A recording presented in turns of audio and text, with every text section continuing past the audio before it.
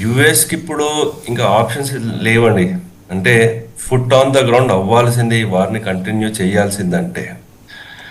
అయితే వాడు ఇప్పుడు ఏం చేస్తున్నాడు అంటే, ఏదో నేను ఒక కొంచెం అటాక్ చేయను, ఇవన్నీ ఒక ఇన్ఫ్రాస్ట్రక్చర్ మీద ఇప్పటి వరకు ఆ డేట్ ఎక్స్టెండ్ చేసుకుంటూ ఎందుకు వెళ్తున్నాడు అంటే, యుఎస్ వాడి నష్టాన్ని తగ్గించుకోవడానికి ప్రయత్నం చేస్తున్నాడు.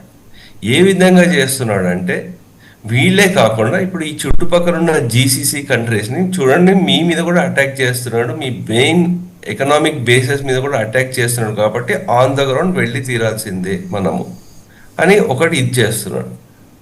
సో ఇంకోటి మనకి అంటే, ట్రంప్కి క్రెడిబిలిటీ లోపం ఉన్నా ఏమున్నా సరే, ట్రంప్ ఒక్కడే కాదు కదా యుఎస్ అంటే, వాళ్ళు వెనకాల ఉన్న డిఫెన్స్ సిస్టమ్ అవన్నీ స్టిల్ ద వరల్డ్ క్లాస్, అది ఒప్పుకోవాలి మనం.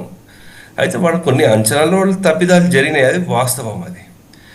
అయితే నెక్స్ట్ ఇక్కడ మనము ఇంకొక అంశం చూసుకోవాల్సిందంటే, ఇరాక్ వాడు చుట్టుపక్కల ఉన్న ఇరాన్ వాడు చుట్టుపక్కల ఉన్న అన్ని దేశాల మీద అటాక్ చేశాడు, కానీ పాకిస్తాన్ మీద కానీ ఒక్క మిజైల్ ఇప్పటివరకు వేయలేదు.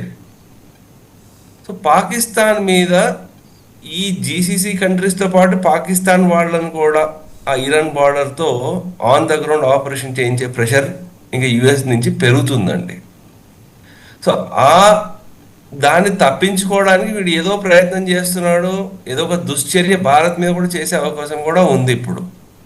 సో మొన్నటి వరకు ఆఫ్ఘనిస్తాన్ వార్ అన్నాడు, అక్కడ సీజ్ ఫైర్ అయ్యింది. నెక్స్ట్ ఎప్పుడు డిప్లాయ్ చేయాల్సిన పరిస్థితి వస్తుంది కంపల్సరీ. పాకిస్తాన్ కూడా ఒక బ్రోకర్ లాగా పనిచేస్తున్నాడు ఇక్కడ. సో